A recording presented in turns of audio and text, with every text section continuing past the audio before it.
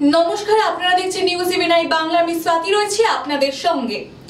উত্তর 24 পরগনা জেলার বারাসাত লোকসভা কেন্দ্রের দেগঙ্গা ব্লকের কদম্বগাছি গ্রাম পঞ্চায়েতের 61 নম্বর বুথে সোমবার সকাল 7টা থেকে পুনরায় ভোট গ্রহণ শুরু হয় কদম্বগাছি সর্দারপাড়া এফপি স্কুলের ভোট কেন্দ্রে। কড়া নিরাপত্তার মধ্যে দিয়ে রুম 2-তে পুনরায় চলছে ভোট গ্রহণ। সকাল থেকে ভোট কেন্দ্রে ভোটারদের লাইন খুব একটা দীর্ঘ হয়নি। গত 1 জুন শনিবার বারাসাত লোকসভার ওই বুথে অভিযোগ ওঠে ছাপ্পা ভোটের। এরপরই রাজ্য কমিশন পুনরায় এই বুথে ভোট গ্রহণের নির্দেশ দেন। তারপর তিনি নির্দেশ দেন সোমবার সকাল থেকে ভোট গ্রহণ শুরু হবে ওই লোকসভা কেন্দ্রে।